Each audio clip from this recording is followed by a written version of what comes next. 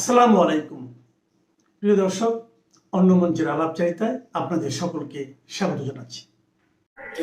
আসসালামু আলাইকুম। প্রধানমন্ত্রী তারেক রহমান ভারত যাচ্ছেন, মোটামুটি নিশ্চিত ভারত সফর করছেন। আমি পরশুদিন, ঈদের আগের দিন আপনাদেরকে এক আলোচনায় আমি বলেছিলাম যে আমি মোটামুটি ধারণা করতে পারছি যে বাংলাদেশের প্রধানমন্ত্রী, নতুন প্রধানমন্ত্রী, জীবনে প্রথমবার তিনি গুরুদায়িত্ব নিয়েছেন। তারেক রহমান, বিএনপি চেয়ারম্যান, তিনি তার বিদেশ ট্যুর কাছাকাছি দেশ ভারত দিয়েই শুরু করবেন। বাংলাদেশের অন্যতম বৃহৎ প্রতিবেশী ভারতের মাধ্যমে শুরু করবেন কিনা, যেটা এর আগে ডক্টর ইউনূস আপ্রাণ চেয়েছেন, একরকম তোষামোদী করেছেন মোদির সাথে মিটিং এর, ভারতের দাওয়াত পাওয়ার।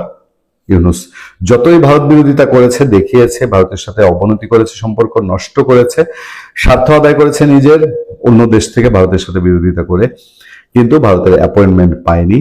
ইভেন দো বাংলাদেশের হাই কমিশনার দিল্লিতে, তিনিও একটা বছর অপেক্ষা করতে হয়েছে ভারতের দায়িত্বশীল নেতাদের সাথে বৈঠকের জন্য। কিন্তু আমাদের নতুন প্রধানমন্ত্রী তারেক রহমানের সেই তেল মারা, লিয়াজু করা, পায়ে হাতে ধরা, এইসব কিছু তো করাই লাগে না। উপরন্তু ভারত সরকার, ভারতের প্রধানমন্ত্রী নরেন্দ্র মোদী খুবই চেয়েছেন তারেক রহমান ভারত যান, এবং তার জন্য তিনি তাকে খুবই আন্তরিকভাবে, এবং শুধু তাই নয়, বেগম খালেদা জিয়ার মৃত্যুতে তিনি প্রতিনিধি পাঠিয়েছেন, তারেক রহমানের সরকারের শপথ অনুষ্ঠানে তিনি প্রতিনিধি পাঠিয়েছেন। এই দিয়ে তিনি সিগন্যাল দিয়েছেন ভারতের দরজা তারেক রহমানের জন্য ওপেন, এবং তারেক রহমানও সেইটার সঠিক মূল্যায়ন যেটা করার, সেই মূল্যায়নের দিকে আগাচ্ছেন। মোদী সরকারের সেই পজিটিভ আচরণ, বিএনপি সরকারকে মূল্যায়ন করা, বেগম খালেদা জিয়ার মৃত্যুর শোকে পাশে দাঁড়ানো, বিএনপি সরকারকে গ্রহণ করে নেওয়া, এগুলোর একটি প্রত্যুত্তর তারেক রহমান নরেন্দ্র মোদীকে একটি চিঠিতে দিয়েছেন। এবং সেই চিঠিতে কিছুটা আবেগের স্থান আছে। আমাদের দুই দেশের যে অকৃত্রিম বন্ধুত্ব, সেটার একটা প্রতিচ্ছবি আছে। আমি সেটা একটু আপনাদেরকে আগে জানিয়ে নিই, তারপরে আমি বলবো তারেক রহমানের যাওয়াটা নিয়ে কোন প্রক্রিয়ার মধ্যে আছে।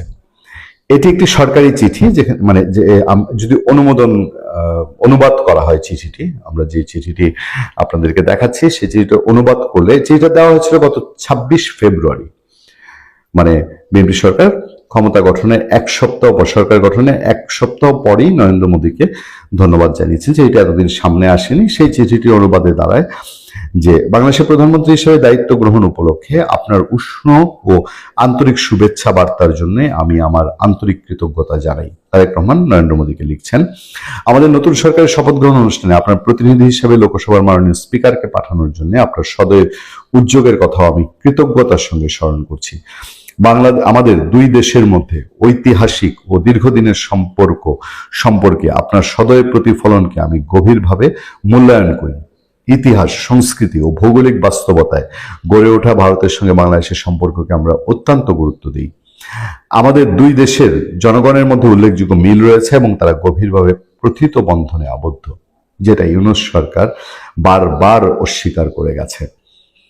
আমাদের সরকার একটি শক্তিশালী জনসমর্থন নিয়ে দায়িত্ব গ্রহণ করায় আমরা মর্যাদা, সমতা, পারস্পরিক আস্থা ও শ্রদ্ধার ভিত্তিতে ভারতের সঙ্গে সম্পর্ক ও সম্পৃক্ততায় আরো এগিয়ে নিতে চাই। আমি বিশ্বাস করি ঢাকা ও দিল্লি যদি সাধারণ মানুষের কল্যাণে ফলপ্রসূ উপায়ে বিভিন্ন বিষয়ের সমাধান করতে পারে, তবে আমাদের দুই দেশের অভিন্ন স্বার্থে অনেক কিছু অর্জন করতে পারবে। আপনার উন্নত ভারত 2047 ভিশনের কথা মাথায় রেখে আমি আশাবাদী যে আমরা একসঙ্গে শান্তি, সম্প্রীতি, স্থিতিশীলতা ও সমৃদ্ধি নিশ্চিত করতে আমাদের সহযোগিতামূলক কার্যক্রম নতুনভাবে জোরদার করতে পারব। মাননীয়, আমাকে ভারত সফরের জন্য আপনার আন্তরিক আমন্ত্রণের জন্য আমি ধন্যবাদ জানাই। তারেক রহমান বলছেন যে ভারত সফরের জন্য নরেন্দ্র মোদীকে তিনি আন্তরিক ধন্যবাদ জানাচ্ছেন। পারস্পরিক সুবিধাজনক সময়ে সফর করার এবং তাৎপর্যজনক আলোচনায় অংশ নেওয়ার জন্য আমি আগ্রহের সঙ্গে অপেক্ষা করছি। আমার পরিবারের প্রতিও আমন্ত্রণ জানানোর জন্য আপনার সৌজন্যে আমি আন্তরিকভাবে কৃতজ্ঞতা জানাই। এই সুযোগ মাননীয়, আপনার সুস্বাস্থ্য ও অব্যাহত সাফল্য কামনা করছি। এই সুযোগে পাশাপাশি ভারতের জনগণের অগ্রগতি ও কল্যাণ কামনা করছি। এটি তো হওয়ার কথা। এবার আসুন তারেক রহমানের সফর কোন পর্যায়ে রয়েছে। ইতিমধ্যে আপনারা জানেন যে বাংলাদেশের হাই কমিশনার রিয়াদ আব্দুল্লাহ, তিনি ভারতের পররাষ্ট্রমন্ত্রী জয়শঙ্করের সঙ্গে দেখা করেছেন, এবং সেখানেও ইতিমধ্যে প্রধানমন্ত্রী তারেক রহমানের ভারত সফরের ইস্যুটি আলোচনা হয়েছে বলে আমরা সংবাদ মাধ্যম থেকে এবং সোশ্যাল মিডিয়া থেকে আমরা জানতে পেরেছি। তার বাইরে আরেকটি গুরুত্বপূর্ণ সফর আসতে যাচ্ছে। 8 মার্চ বাংলাদেশের পররাষ্ট্রমন্ত্রী, প্রভাবশালী পররাষ্ট্রমন্ত্রী, গত প্রায় 2 বছরের খলিলুর রহমান, তিনি মরিশাসে একটা প্রোগ্রামে যাবেন। সেই প্রোগ্রামে যাওয়ার পথে বাংলাদেশের পররাষ্ট্রমন্ত্রী খলিলুর রহমানের দিল্লি হয়ে যাওয়ার কথা রয়েছে, এবং পররাষ্ট্রমন্ত্রী দিল্লির সফর প্রায় চূড়ান্ত। এবং সেই সফরে ভারতের পররাষ্ট্রমন্ত্রী জয়শঙ্কর, ভারতের নিরাপত্তা উপদেষ্টা অজিত দোভাল সহ ভারতের উচ্চ পদস্থ কর্মকর্তাদের সঙ্গে বাংলাদেশের পররাষ্ট্রমন্ত্রী খলিলুর রহমানের বৈঠকের সম্ভাবনা রয়েছে। এবং সেই বৈঠকে জনাব তারেক রহমানের বাংলাদেশের প্রধানমন্ত্রীর ভারত সফরটি চূড়ান্ত হতে পারে বলেই বিভিন্ন সূত্র থেকে আমাদের জানানো হচ্ছে। এবং সেটা যদি চূড়ান্ত হয়, হয়তোবা খলিলুর রহমানের বিদেশ সফর থাকতে থাকতেই আমরা ঘোষণা পেতে পারি, অথবা সেই রুটিন চূড়ান্ত হতে পারে। এবং এই যে এখন খলিলুর রহমানের ট্যুর, বাংলাদেশ হাই কমিশনারের জয়শঙ্করের সঙ্গে দেখা, এগুলো সবগুলোই প্রধানমন্ত্রী তারেক রহমানের নরেন্দ্র মোদীর সঙ্গে দেখা হওয়া, এবং নরেন্দ্র মোদীর সঙ্গে দেখা হওয়ার প্রেক্ষিতে দুই দেশের যে এখন পর্যন্ত অসমাধানকৃত যে সমস্যা, পাশাপাশি শেখ হাসিনার বিদায়ের পর গত 2 বছর ইউনূস সরকার যেই সম্পর্কগুলো নষ্ট করেছে, যে চুক্তিগুলো নষ্ট করেছে, যে সুযোগ সুবিধাগুলো দুই দেশের নষ্ট করেছে, সেগুলো আবার পুনর্জীবিত করা। যেমন দুই দেশের মধ্যে রেল যোগাযোগ, বাস যোগাযোগ, বেশ কিছু বাণিজ্য চুক্তি, ট্রানজিট চুক্তি, ভারতের বিভিন্ন বন্দর আমরা ব্যবহার করছিলাম, সেই সম্ভাবনাগুলোকে আবার নতুন করে তৈরি হতে পারে বলেই আমরা সংশ্লিষ্ট সূত্রে জানতে পারছি। ঈদের শুভেচ্ছা বিনিময়ের সময় যমুনায় ঘন ঘন লোডশেডিং হয়েছে। এটি কিসের লক্ষণ? ঈদের দিন সেনাপ্রধান জেনারেল ওয়াকার খান প্রধানমন্ত্রী তারেক রহমানের সাথে ঈদের শুভেচ্ছা বিনিময় করেছেন। সেখানে তারেক রহমান কি বলেছিলেন জেনারেল ওয়াকারকে? এছাড়াও বহুল আলোচিত মির্জা ফখরুল আলমগীরের সেই উক্তি যে আওয়ামী লীগকে রাজনীতি করতে দেওয়া হবে না, সেটা নিয়ে আজকের আলোচনা। যে রাষ্ট্রীয় অতিথি ভবন যমুনায় প্রধানমন্ত্রী তারেক রহমান সর্বস্তরের মানুষের সাথে ঈদের শুভেচ্ছা বিনিময় করেন, সর্বস্তর, এবং রাস্তায়ও অনেক লোক হয়েছিল বলে শুনেছি। কিন্তু এরকম একটা গুরুত্বপূর্ণ প্রোগ্রামের সময় যমুনায় বারবার লোডশেডিং হয়েছে, এবং এটি নিয়ে কিন্তু কর্মকর্তাদের কপালে ভাঁজ পড়েছে যে এরকম রাষ্ট্রীয় অনুষ্ঠানে, সরকারি অনুষ্ঠানে যদি লোডশেডিং হয়, তাহলে সামনে যে গ্রীষ্ম আসছে, এই যে এপ্রিল মাস আসতেছে, কালবৈশাখীর ঝড়, এবং আপনারা জানেন এপ্রিল মে মাসে কি ভয়াবহ গরম পড়ে। তো সেই অবস্থায় লোডশেডিং এর কি অবস্থা, বিশ্বব্যাপী তেলের যে অবস্থা, এটা নিয়ে কিন্তু অলরেডি কথাবার্তা শুরু হয়ে গেছে। এদিকে জেনারেল ওয়াকার খান সেনাপ্রধান, তিনি যমুনায় এসেছিলেন তারেক রহমানের সাথে শুভেচ্ছা বিনিময় করতে, এবং তারেক রহমান তাকে দেখে বলে ঈদের সেলামি চেয়েছেন এবং বলেছেন যে পায়ে হাত দিয়ে সালাম করব, আপনি সালামি দেন। তো এটা আসলে ছিল একটা আন্তরিক শুভেচ্ছা বিনিময়। এটার পেছনে রাজনীতি খুঁজতে যাওয়ার কোনো কারণ নেই। কিন্তু যেহেতু যমুনার থেকে খবরটি পেলাম, আমার মনে হয় যে এটি আপনাদের জানাই। কিন্তু সবচেয়ে গুরুত্বপূর্ণ যে বিষয়টা, এটা হলো গত বুধবার বিএনপির গুলশান কার্যালয়ে বিএনপির মহাসচিব মির্জা ফখরুল আলমগীর সাংবাদিকদের সাথে কথা বলছিলেন, এবং সেখানে একজন সাংবাদিকের প্রশ্নের উত্তরে তিনি বলেছেন সবাই রাজনীতি করবেন এক্সেপ্ট আওয়ামী লীগ। আওয়ামী লীগের রাজনীতি বন্ধ আছে এবং আওয়ামী লীগ রাজনীতি করতে পারবে না। এবং অনেক পত্রিকা, অনেক মিডিয়া শিরোনাম করেছে যে আওয়ামী লীগের কার্যক্রমের উপর থেকে নিষেধাজ্ঞা তুলে নেওয়া হবে না। তো এটা নিয়ে কিন্তু, এটা বলার সাথে সাথে এটা যে মুহূর্তে মিডিয়া এসেছে, এটা কিন্তু স্পার্ক করেছে ন্যাশনালি অ্যান্ড ইন্টারন্যাশনালি।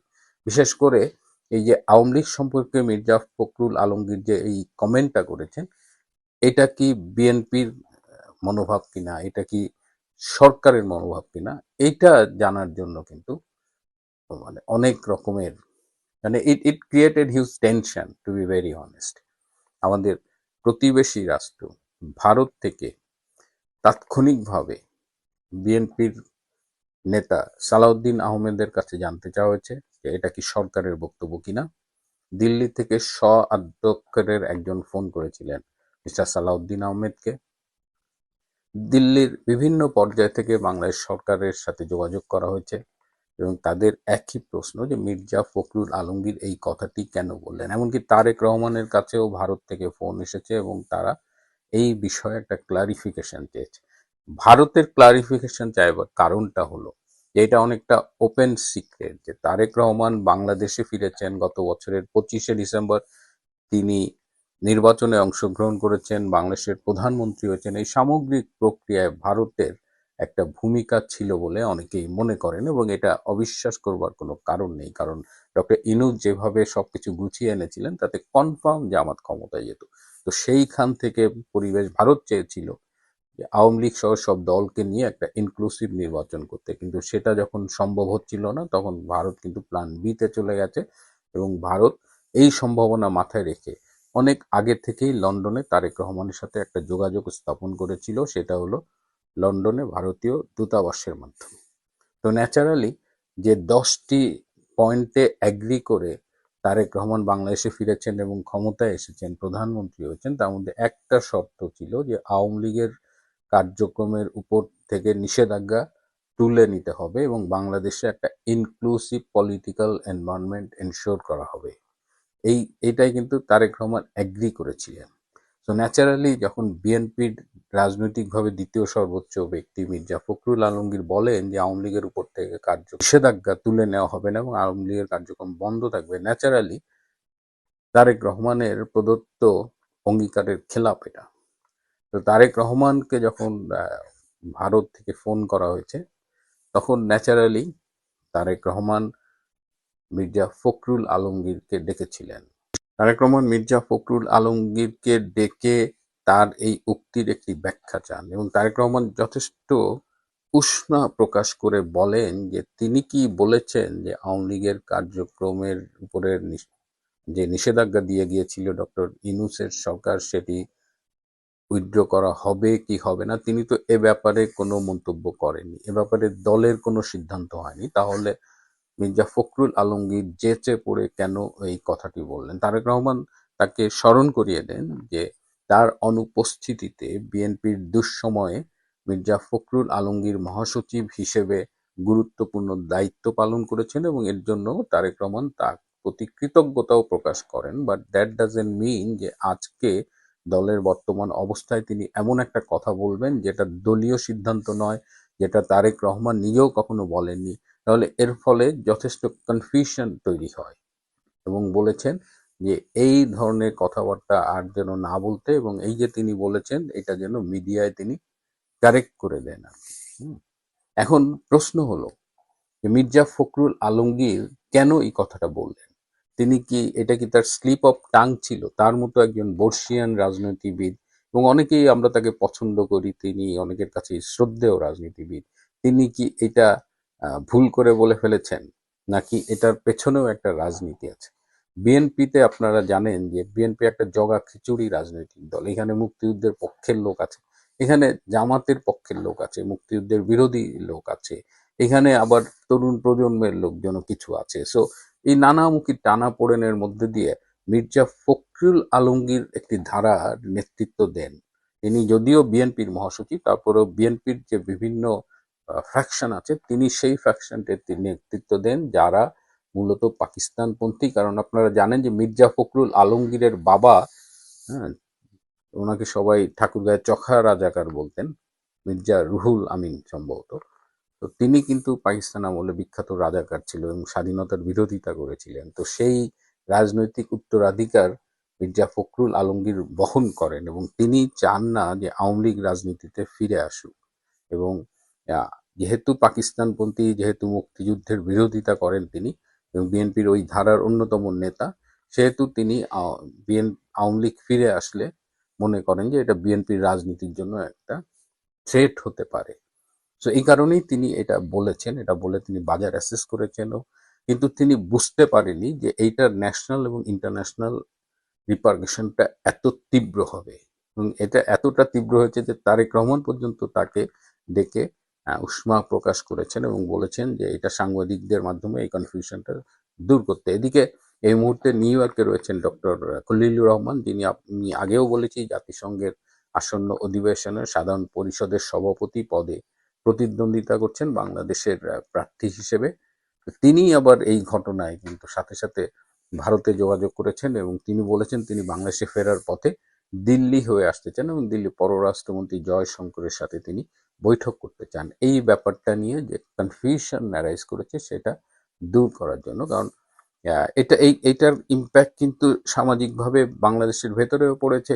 অনেকেই একটু হতাশ হয়েছিলেন, কারণ নির্বাচনের পরে অনেক আসনেই অনেক এলাকায় একটা পরিস্থিতির পরিবর্তন হচ্ছে। আওয়ামী লীগের লোকজন, সাধারণ মানুষ, তারা একটু মবের হাত থেকে একটু রক্ষা পাচ্ছে অধিকাংশ জায়গায়। তাদের মধ্যে একটা হাঁপ ছেড়ে বাঁচবার মতো একটা পরিবেশ লক্ষ্য হচ্ছে। ঠিক এই মুহূর্তে মির্জা ফখরুল আলমগীরের স্টেটমেন্টটা কিন্তু রাজনীতিতেও একটা কুয়াশা তৈরি করেছে, এবং অনেকেই বলছেন যে যে ভারতের সাথে আন্ডারস্ট্যান্ডিং এর মাধ্যমে তারেক রহমান ক্ষমতায় আসলো, অলরেডি বিএনপি এবং তারেক রহমান সেখান থেকে পল্টি দিয়েছে। এবং তারা উদাহরণ হিসেবে দেখা যাচ্ছে, এই যে মহাসচিব মির্জা ফখরুল বললেন যে আওয়ামী লীগের নিষেধাজ্ঞা তারা তুলে নেবেন না, অথচ ভারতের সাথে যেসব আন্ডারস্ট্যান্ডিং এ তিনি এসেছেন শুধু আওয়ামী লীগের কার্যক্রমের উপর থেকে নিষেধাজ্ঞা প্রত্যাহারই না, আইসিটির এই যে অবৈধ অংশ, এই অংশটুকু সরিয়ে ফেলা, শেখ হাসিনার সাজা বাতিল করা, এরকম আরো মোট 10টা শর্তে রাজি হয়ে তারেক রহমান বাংলাদেশে এসেছেন, বাংলাদেশের রাজনীতিতে ফিরে এসেছেন এবং প্রধানমন্ত্রী পর্যন্ত হয়েছেন। সুতরাং এই জায়গায় এখন আমাদের সতর্ক থাকতে হবে। আমরা যেটা করব, আমরা আসলে দেখব এই যে ঈদের পরে সংসদের অধিবেশনটা চলবে এবং সেখানে আমরা দেখব যে তারেক রহমান যে শর্তে বাংলাদেশের রাজনীতিতে ফিরেছেন এবং প্রধানমন্ত্রী হয়েছেন সেই শর্তগুলো মেনে চলবেন নাকি পোল্টি দেবেন, এবং পোল্টি দিলে সেটি কি তারেক রহমান, বর্তমান সরকার এবং বিএনপির রাজনীতির জন্য শুভ কোনো বার্তা বয়ে আনবে কিনা, তার জন্য আমাদের অপেক্ষা করতে হবে। ঈদে বিদেশি কূটনীতিককে পেছন থেকে জড়িয়ে ধরা নিয়ে বিতর্কের মুখে পড়েছেন বাংলাদেশ জামাত ইসলামের আমির ও বিরোধী দলীয় নেতা ডক্টর শফিকুর রহমান। এ সংক্রান্ত একটি ভিডিও সামাজিক যোগাযোগ মাধ্যমে ছড়িয়ে পড়েছে। বিষয়টি নিয়ে অনেকে নানা ট্রল করছেন। এমন ট্রলের মধ্যে বিনা মেঘে বজ্রপাতের মতোই দলটির জন্য একটি খবর এসেছে মার্কিন মুলুক থেকে। মার্কিন এক কংগ্রেসম্যান 1971 সালে বাংলাদেশের স্বাধীনতা যুদ্ধে গণহত্যার সহায়তাকারী হিসেবে জামাত ইসলামের বিচার দাবি করে ঐতিহাসিক এক প্রস্তাব তুলেছেন। মার্কিন ডেমোক্রেটিক পার্টির কংগ্রেসম্যান গ্রেগ ল্যান্সম্যানের তোলা এই প্রস্তাবটিতে 1971 সালে বাংলাদেশের স্বাধীনতা যুদ্ধের সময় সংঘটিত নৃশংসতাকে গণহত্যা হিসেবে স্বীকৃতি দেওয়ার দাবি জানানো হয়েছে। সেই সাথে জামাত ইসলামীকে সেই অপরাধের জন্য দায়ী করে বিচারের মুখোমুখি করার আহ্বান জানানো হয়েছে। 21শে মার্চ মার্কিন পার্লামেন্টের নিম্নকক্ষ হাউজ অব রিপ্রেজেন্টেটিভসে প্রস্তাবটি তোলেন ডেমোক্রেটিক পার্টির কংগ্রেসম্যান গ্রেগ ল্যান্সম্যান। প্রশ্ন হলো, বাংলাদেশের ত্রয়োদশ জাতীয় সংসদ নির্বাচনে 1 নম্বর বিরোধী দল হওয়ার পরপরই কেন মার্কিন পার্লামেন্টে জামাতের বিরুদ্ধে এমন ঐতিহাসিক প্রস্তাব তোলা হলো? এটি কি শুধু একটি প্রস্তাব, নাকি এর পেছনে দক্ষিণ এশিয়ার ভূ রাজনীতির কোনো সম্পর্ক আছে? এই ধরনের প্রস্তাবের পরিণতি ও গুরুত্ব কি? বিশেষ করে অতীতে বিশ্বের আর কোনো দেশের রাজনৈতিক দলগুলোর বিরুদ্ধে এমন প্রস্তাব আনা হয়েছিল কি না, যার কারণে ওই দলগুলো বেকায়দায় পড়েছিল? বাংলাদেশের মুক্তিযুদ্ধে গণহত্যার ভয়াবহতা বিশ্বের যে কোনো বিবেকবান মানুষকে নাড়া দিতে বাধ্য। এই গণহত্যা কতটা ভয়াবহ ছিল তার বড় একটি প্রমাণ পাওয়া যায় পাকিস্তানের সাবেক পররাষ্ট্রমন্ত্রী গওহর আইয়ুবের লেখা glimpses into the corridor of power বইয়ে। পাকিস্তানের সাবেক প্রেসিডেন্ট ফিল্ড মার্শাল আইয়ুব খানের ব্যক্তিগত ডায়েরি থেকে একটি লেখা সংগ্রহ করেছিলেন গওহর আইয়ুব। সেখানে যা লেখা ছিল সেটি বললে আপনার গা শিউরে উঠবে।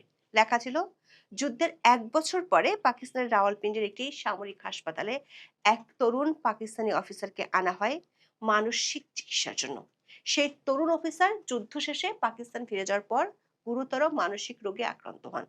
যুদ্ধের কথা মনে হলেই তার পুরো শরীরে খিঁচুনি দিয়ে জ্বর উঠত। ঘুমোতে গেলেই দুঃস্বপ্নে ভেঙে যেত ঘুম। কেউ যেন তাকে বলতো ফিরে যেতে হবে বাংলাদেশে, সেখানে থাকা হিন্দুদের মাটির সঙ্গে মিশিয়ে দিতে হবে, নয়তো তার মুক্তি নেই। মূলত দিনের পর দিন ওই অফিসারের নির্দেশে গ্রামের পর গ্রাম জ্বালিয়ে দিয়েছিল পাকিস্তানি সেনারা।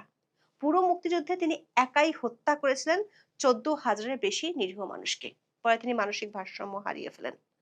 দর্শক, 1971 সালের মহান মুক্তিযুদ্ধে পাক হানাদার বাহিনী আর তাদের এদেশীয় দোসররা পুরো বাংলাদেশ জুড়ে নির্বিচারে গণহত্যা চালিয়েছিল। 1972 সালের 11 ফেব্রুয়ারি বাংলাদেশ অবজারভার পত্রিকায় প্রকাশিত একটি প্রতিবেদনে দিনাজপুর টিএনটি অফিসের একটি টর্চার সেলের বিবরণ পাওয়া যায়। প্রতিবেদনটিতে লেখা ছিল, দিনাজপুরের টিএনটি অফিসের একটি টর্চার সেলে প্রায় 20,000 বাঙালিকে নির্যাতন করেছিল পাকিস্তানি সেনারা। সেলের মেঝেতে 3 ইঞ্চি পুরো রক্ত জমাট বেঁধেছিল। মুক্তিযুদ্ধের গণহত্যার কথা বলতে গেলেই উঠে আসে খুলনার চুকনগর গণহত্যার কথা। মুক্তিযুদ্ধের ইতিহাসে স্বল্প সময় কোন একটি স্থানে সবচেয়ে বড় গণহত্যা ছিল একটি। চুকনগর ছিল খুলনায় ডুমুরিয়া উপজেলার আটলিয়া ইউনিয়নের একটি গ্রাম। 1971 সালের 20 মে মাত্র 1 প্লাটুন পাকিস্তানি সেনা 4 ঘন্টায় ব্রাশ ফায়ার করে হত্যা করে অন্তত 12,000 নিরীহ মানুষকে। আসলে এই গণহত্যায় এর চেয়ে বেশি মানুষ নিহত হয়েছিলেন। চুকনগরের পাশে বদ্রা নদীর পানিতে লাশ ভাসিয়ে দেওয়ায় নিহতের প্রকৃত সংখ্যা পাওয়া যায়নি। স্থানীয়ভাবে সঠিক সংখ্যা জানাও যায়নি, কারণ ওই গণহত্যায় শহীদদের বেশিরভাগ চুকনগর, ডুমুরিয়া বা খুলনার বাসিন্দা ছিলেন না। ঢাকার গণহত্যাগুলো ছিল বড় আকারের। এসব গণহত্যার মধ্যে প্রথমেই বলতে হয় জিঞ্জিরা গণহত্যার কথা। 1971 সালের 2 এপ্রিল ভোর 5:30টায় শুরু হওয়া এই গণহত্যা থেমেছিল দুপুর 2:30টায়। জিঞ্জিরা গণহত্যায় শহীদ হয়েছিলেন 2,000-এর বেশি নিরীহ মানুষ। মুক্তিযুদ্ধে ঢাকার মধ্যে সবচেয়ে বেশি নৃশংসতা দেখেছে মিরপুর। মুক্তিযুদ্ধের সময় মিরপুর যেন এক পাক হানাদার বাহিনী ও তাদের এদেশীয় দোসর আলবদর আল শামস আর রাজাকারদের জলজান্ত এক কসাইখানা ছিল। এই মিরপুরে পাকিস্তানপন্থী বিহারি ও অবাঙালিরা গড়ে তুলেছিল অসংখ্য টর্চার সেল, ছিল বধ্যভূমি। মিরপুরে বধ্যভূমি ছিল 23টি। এর মধ্যে সবচেয়ে ভয়াবহ ছিল শিয়ালবাড়ি বধ্যভূমি। এই জঙ্গলে হাজার হাজার মানুষকে কুপিয়ে হত্যা করা হয়। বর্তমানে প্রাথমিক ও গণশিক্ষা ভবন থেকে কমার্স কলেজ যেতে যে কালভার্টটি পড়ে, সেখানে স্বাধীনতার পরে পাওয়া গিয়েছিল 60 বস্তা মাথার খুলি। মুক্তিযুদ্ধের সময় পাকিস্তানি বাহিনীর চালানো এসব হত্যাযজ্ঞকে গণহত্যা হিসেবে মূল্যায়ন করার একটি প্রস্তাব উঠেছে মার্কিন কংগ্রেসে। শুক্রবার পার্লামেন্টের নিম্নকক্ষ হাউস অব রিপ্রেজেন্টেটিভসে প্রস্তাবটি তোলেন ডেমোক্রেটিক পার্টির কংগ্রেসম্যান গ্রেগ ল্যান্সম্যান। ওয়াহিও থেকে নির্বাচিত এই আইন প্রণেতা তার প্রস্তাবে বলেছেন, হত্যাযজ্ঞে সহায়তা করার জন্য জামাত ইসলামীকে বিচারের মুখোমুখি করতে হবে। তিনি বাংলাদেশের ধর্মীয় সংখ্যালঘুদের সুরক্ষা নিশ্চিত করার আহ্বান জানিয়েছেন। দেখে আসি সেই প্রস্তাবে কি বলা হয়েছে। প্রস্তাবে বলা হয়েছে, 1947 সালের আগস্টে ভারত ব্রিটিশ শাসনের অবসান ঘটে। ভারত ও পাকিস্তান নামে দুটি স্বাধীন সার্বভৌম রাষ্ট্র গঠিত হয়েছিল। পাকিস্তানের মধ্যে পশ্চিম পাকিস্তান এবং পূর্ব পাকিস্তান অন্তর্ভুক্ত ছিল, যা তখন পূর্ববঙ্গ নামে পরিচিত ছিল। 1970 সালে অনুষ্ঠিত জাতীয় নির্বাচনে শেখ মুজিবুর রহমানের নেতৃত্বে আওয়ামী লীগ পূর্ব পাকিস্তানের স্বায়ত্তশাসনের ইশতেহার নিয়ে সংসদে সংখ্যাগরিষ্ঠতা অর্জন করে। 1971 সালের 25শে মার্চ রাতে পাকিস্তান সরকার শেখ মুজিবুর রহমানকে কারাবন্দী করে এবং পাকিস্তানি সামরিক বাহিনী জামাত ইসলামের আদর্শে অনুপ্রাণিত উগ্র ইসলামপন্থী দলগুলোর সহায়তায় পূর্ব পাকিস্তানে অপারেশন সার্চলাইট নামে দমন অভিযান শুরু করে। অভিযানের আওতায় বেসামরিক নাগরিকদের উপর ব্যাপক হত্যাকাণ্ড চালানো হয়। প্রস্তাবে বলা হয়েছে, এই নৃশংসতায় নিহত ব্যক্তির সংখ্যা নিয়ে বিভিন্ন অনুমান থাকলেও সবচেয়ে নির্ভরযোগ্য তথ্য অনুযায়ী এই সংখ্যা কয়েক হাজার থেকে কয়েক লাখ পর্যন্ত। 2 লাখের বেশি নারী ধর্ষণের শিকার হয়েছিলেন এবং সামাজিক গ্লানির কারণে তাদের প্রকৃত সংখ্যা সম্ভবত কখনো জানা যাবে না ও ভুক্তভোগীদের নাম স্মরণ করা হবে না। 1971 সালের 13 জুন দ্য সানডে টাইমসে জেনোসাইড শিরোনামের এক কলামে সাংবাদিক অ্যান্থনি মাস্কার হ্যান্স লিখেছেন, 25শে মার্চ সন্ধ্যায় সেনাবাহিনী যখন ঢাকার বিভিন্ন স্থানে ছড়িয়ে পড়েছিল, তখন তাদের অনেকের কাছেই হত্যার তালিকায় থাকা ব্যক্তিদের নাম ছিল। 28শে মার্চ ঢাকায় নিযুক্ত তৎকালীন মার্কিন কনসাল জেনারেল আর্চার ব্ল্যাড ওয়াশিংটনে সিলেক্টিভ জেনোসাইড শিরোনামে একটি টেলিগ্রাম পাঠিয়েছিলেন। সেখানে তিনি লেখেন, পাকিস্তান সেনাবাহিনীর সমর্থনে অবাঙালি মুসলমানরা পরিকল্পিতভাবে গরিব মানুষের বসতিগুলোতে হামলা চালাচ্ছেন এবং বাঙালি ও হিন্দুদের হত্যা করছেন। 6 এপ্রিল কনসাল জেনারেল আর্চার ব্ল্যাড ওই সংঘাতের বিষয়ে মার্কিন সরকার নিরাপত্তার বিরুদ্ধে একটি প্রতিবাদ লিপি পাঠান। এটি ব্ল্যাড টেলিগ্রাম নামে পরিচিত। ঢাকা কনসুলেট জেনারেলের 20 জন মার্কিন কূটনীতিকের সই করা ওই বার্তায় বলা হয়, দুর্ভাগ্যবশত যেখানে জেনোসাইড বা গণহত্যা শব্দ প্রযোজ্য, সেই আওয়ামী সংঘাতকে একটি সার্বভৌম রাষ্ট্রের অভ্যন্তরীণ বিষয় হিসেবে গণ্য করে আমরা নৈতিকভাবেও হস্তক্ষেপ না করার সিদ্ধান্ত নিয়েছি। সাধারণ মার্কিনিরা এ নিয়ে ঘৃণা প্রকাশ করেছেন এবং ব্ল্যাড নিজেও এই আপত্তির সঙ্গে একমত পোষণ করেছেন। 8 এপ্রিল কনসাল জেনারেল ব্ল্যাড আরেকটি টেলিগ্রাম পাঠান। সেখানে উল্লেখ করা হয়, হিন্দুদের উপর যে নগ্ন, পরিকল্পিত ও ব্যাপক দমনপীড়ন চালানো হচ্ছে, তার ক্ষেত্রে গণহত্যার শব্দটি পুরোপুরি প্রযোজ্য। 1971 সালে মার্কিন সেনেটর এডওয়ার্ড এম কেনেডির প্রকাশিত প্রতিবেদনে বলা হয়েছিল, পাকিস্তানের সামরিক বাহিনী হিন্দুদের ঘরবাড়ি এবং ব্যবসা প্রতিষ্ঠানে হলুদ রঙের এই চিহ্ন দিয়ে চিহ্নিত করত, যা নাৎসিদের ইহুদি নিধনের কৌশলের সাথে মিলে যায়। ল্যান্সম্যানের বর্তমান প্রস্তাবে হিন্দুদের এই সুনির্দিষ্ট নিধনযজ্ঞকে জাতিগত নিধন ও গণহত্যা হিসেবে স্বীকৃতির দাবি জানানো হয়েছে। গ্রেগ ল্যান্সম্যান তার আনা প্রস্তাবে বলেছেন, ভবিষ্যৎ প্রজন্মের জন্য মানবতা বিরোধী অপরাধ, যুদ্ধাপরাধ ও গণহত্যার ঘটনাগুলো নথিবদ্ধ করা ও স্মরণ করা অত্যন্ত জরুরি, যাতে ভুক্তভোগীদের স্মৃতি রক্ষা করা যায় এবং ভবিষ্যতে এমন নৃশংসতা রোধ করা সম্ভব হয়। তিনি যে 4টি প্রস্তাব তুলে ধরেছেন তার মধ্যে সবশেষ প্রস্তাবটি হলো 1971 সালে পাকিস্তানি সশস্ত্র বাহিনী ও তাদের সহযোগী জামাতে ইসলামীর পক্ষ থেকে জাতিগত বাঙালি হিন্দুদের উপর চালানো নৃশংসতাকে মানবতা বিরোধী অপরাধ, যুদ্ধাপরাধ ও গণহত্যা হিসেবে স্বীকৃতি দিতে যুক্তরাষ্ট্রের প্রেসিডেন্টের প্রতি আহ্বান জানানো হচ্ছে। দর্শক, বাংলাদেশের সংখ্যালঘু নির্যাতনের বিষয়ে গত 9 ফেব্রুয়ারি ক্যাপিটাল হিলে একটি শুনানি হয়। সেখানে বাংলাদেশের অন্তর্বর্তী সরকারের সময়কার মানবাধিকার পরিস্থিতির অবনতি সহ 71-এর গণহত্যার বিষয় উঠে আসে। এরই ধারাবাহিকতায় মার্কিন পার্লামেন্টে নতুন প্রস্তাবটি তোলা হয়েছে বলে জানিয়েছেন নিউ ইয়র্কের ডেমোক্রেটিক পার্টির ডিস্ট্রিক্ট লিডার দিলীপ নাথ। প্রশ্ন হলো, মার্কিন কংগ্রেসে এ ধরনের প্রস্তাবের পরিণতি কি? এটি ঠিক যে মার্কিন কংগ্রেসে কোনো প্রস্তাব উত্থাপন মানেই তো আইনে পরিণত হওয়া নয়, কিন্তু তারপরও এর ঐতিহাসিক এবং বহুমাত্রিক প্রভাব আছে। প্রস্তাবটি বর্তমানে ফরেন অ্যাফেয়ার্স কমিটির টেবিলে রয়েছে। এখানে এটি 3টি সম্ভাব্য পরিণতির দিকে যেতে পারে। প্রথমত, কমিটি প্রস্তাবটি পর্যালোচনা করে নতুন সংশোধনের মাধ্যমে প্রতিনিধি পরিষদের পূর্ণাঙ্গ অধিবেশনে ভোটের জন্য পাঠাতে পারে। দ্বিতীয়ত, এটি কমিটিতে অনির্দিষ্টকালের জন্য পড়ে থাকতে পারে। তৃতীয়ত, যদি এটি হাউজের সংখ্যাগরিষ্ঠ সদস্যের সমর্থন পায় এবং পাশ হয়, তবে এটি মার্কিন সরকারের আনুষ্ঠানিক নীতি বা সেন্স অফ দ্য হাউস হিসেবে গণ্য হবে। যদি এই প্রস্তাবটি প্রতিনিধি পরিষদে পাশ হয়, তবে এর প্রভাব হবে বহুমাত্রিক। যদিও এটি কোনো বাধ্যতামূলক আইন নয়, তবে এটি মার্কিন প্রেসিডেন্টের উপর ব্যাপক নৈতিক ও রাজনৈতিক চাপ সৃষ্টি করবে। ল্যান্সম্যানের প্রস্তাবের 4র্থ অনুচ্ছেদে সরাসরি মার্কিন প্রেসিডেন্টকে এই নৃশংসকে গণহত্যা হিসেবে স্বীকৃতি দিতে বলা হয়েছে। প্রেসিডেন্ট যদি এই স্বীকৃতির ঘোষণা দেন, তবে মার্কিন স্টেট ডিপার্টমেন্ট জামাত ইসলামের বিরুদ্ধে কঠোর প্রশাসনিক পদক্ষেপ নিতে পারবে। এর মধ্যে থাকতে পারে দলটির নেতাদের উপর ভিসা নিষেধাজ্ঞা, যুক্তরাষ্ট্রের দলটির আর্থিক লেনদেন বন্ধ করা এবং বৈশ্বিক সন্ত্রাসবাদ বিরোধী তালিকায় দলটির নাম অন্তর্ভুক্ত করার প্রক্রিয়া শুরু করা। এছাড়া পাকিস্তানের উপর 71-এর কৃতকর্মের জন্য ক্ষমা চাওয়া এবং জীবিত অপরাধীদের বিচারের জন্য আন্তর্জাতিক চাপ বাড়বে। মার্কিন কংগ্রেসের ইতিহাস ঘাটলে দেখা যায়, বিভিন্ন দেশের রাজনৈতিক দল বা সরকারের বিরুদ্ধে গণহত্যা বা মানবাধিকার লঙ্ঘনের অভিযোগের প্রস্তাব আনা হয়েছিল। 90 দশকের শেষের দিকে মার্কিন কংগ্রেসে কম্বোডিয়ার খেমার রুস নেতাদের বিচারের জন্য ট্রাইব্যুনাল গঠনের সমর্থন দিয়ে প্রস্তাব পাশ করা হয়। এটি পরবর্তীকালে কম্বোডিয়ার আন্তর্জাতিক ট্রাইব্যুনাল গঠনে বড় ভূমিকা রাখে। রুয়ান্ডার গণহত্যায় 25 বছর পূর্তিতে 2019 সালে মার্কিন সেনেটে একটি প্রস্তাব আনা হয়েছিল। ওই প্রস্তাবে রুয়ান্ডার তৎকালীন ইন্টারহাম ওই নামক একটি উগ্রপন্থী রাজনৈতিক গোষ্ঠী এবং তাদের সহযোগীদের তীব্র নিন্দা জানানো হয়। 2003 সালে ইরাক আক্রমণের পর মার্কিন প্রশাসন দেবাধিকর নীতির মাধ্যমে পুরো রাজনৈতিক দলটিকে নিষিদ্ধ করে। এটি ছিল কোনো রাজনৈতিক দলের বিরুদ্ধে মার্কিন আইনসভা ও প্রশাসনের গৃহীত সবচেয়ে চরম পদক্ষেপ, যেখানে একটি দলকে সম্পূর্ণ বিলুপ্ত করা হয়েছিল।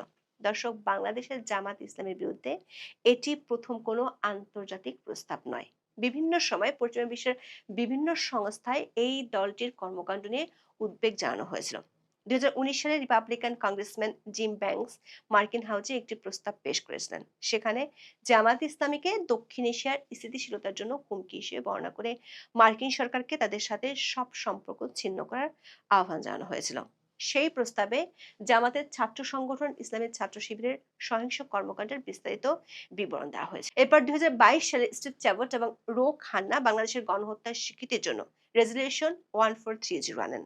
তবে এই প্রস্তাবগুলো ফরেন অ্যাফেয়ার্স কমিটির গণ্ডি পেরিয়ে প্রতিনিধি পরিষদের ভোটাভুটি পর্যন্ত পৌঁছাতে পারেনি। মূলত তৎকালীন ভূ রাজনৈতিক প্রেক্ষাপট এবং লবিং যুদ্ধের কারণে প্রস্তাবগুলো ধামাচাপা পড়ে যায়। 2014 এবং 2015 সালে ইউরোপীয় পার্লামেন্ট বাংলাদেশের যুদ্ধাপরাধের বিচারকে সমর্থন করে প্রস্তাব গ্রহণ করে। সেখানে জামাতের সহিংসতার নিন্দা জানানো হয় এবং দলটিকে গণতান্ত্রিক মূল্যবোধের পরিপন্থী হিসেবে আখ্যা দেওয়া হয়। বিশেষজ্ঞরা মনে করেন 2024 সালে 5ই আগস্ট রাজনৈতিক পট পরিবর্তনের পর থেকে জামাত ইসলামী বাংলাদেশের রাজনীতির মাঠে সবচেয়ে ভালো সময় পার করছে। ইউনূসের বদন্যতায় নিষেধাজ্ঞা থেকে ফিরে দলটি সংসদে প্রধান বিরোধী দল হয়েছে। তবে নির্বাচনের সময় দলটির কয়েকজন নেতার স্বাধীনতা বিরোধী মন্তব্য দলটিকে বেকায়দায় ফেলে দিয়েছিল। ঠিক এমন সময় মার্কিন কংগ্রেসম্যানের এই প্রস্তাব জামাতে ইসলামীকে জাতীয় ও আন্তর্জাতিকভাবে নতুন করে বিব্রতকর পরিস্থিতিতে ফেলে দিল। শনিবার থেকে এই খবরটি কূটনৈতিক মহলেও বেশ আলোচনা জন্ম দিয়েছে। বিশেষ করে ঈদ উপলক্ষে শুভেচ্ছা বিনিময় অনুষ্ঠানে জামাতের আমিরের আচরণ নিয়ে সামাজিক মাধ্যমে ট্রল হওয়ার পর মার্কিন কংগ্রেসের এই প্রস্তাব আসায় বিষয়টি নিয়ে আরো বেশি আলোচনা হচ্ছে। 21শে মার্চ দুপুরে রাজধানী মিন্টু রোডে বিরোধী দলীয় নেতার সরকারি বাসভবনে কূটনীতিকদের সঙ্গে ঈদের শুভেচ্ছা বিনিময় করেন ডক্টর শফিকুর রহমান। এতে অংশ নেন অস্ট্রেলিয়া, যুক্তরাজ্য, Bharat, Japan, Brunei, Philippines, Indonesia, Malaysia, Iran, Pakistan, Nepal, Netherlands ও ভুটানের রাষ্ট্রদূত ও হাইকমিশনার। এই সময় অনেকেই তাদের পরিবারের সদস্যদের নিয়ে উপস্থিত ছিলেন। কিন্তু এই শুভেচ্ছা বিনিময় অনুষ্ঠানের একটি ভিডিও মুহূর্তের মধ্যে সামাজিক মাধ্যমে ভাইরাল হয়ে পড়ে। ভিডিওতে দেখা যায় অনুষ্ঠানের এক পর্যায়ে বিরোধী দলীয় নেতা অতিথিদের সঙ্গে কোলাকুলি করছেন, কারো কপালে চুমু দিয়েছেন এবং খাবার টেবিলে বসা এক কূটনীতিককে পেছন থেকে জড়িয়ে ধরেছেন। শনিবার বিকেল থেকে নেটিজেনরা বিষয়টিকে ভিন্ন ভিন্নভাবে উপস্থাপন করছেন। অনেকে ভিডিওটি শেয়ার করে তীর্যক মন্তব্য করেছেন, আরেক পক্ষ অবশ্য এটিকে ইতিবাচক হিসেবে প্রচার করছেন। কিন্তু শনিবার রাত থেকে মার্কিন কংগ্রেসের প্রস্তাব তোলার খবরটি পুরোপুরি জামাতের বিপক্ষে যাবে, এমনটাই মনে করছেন বিশ্লেষকেরা।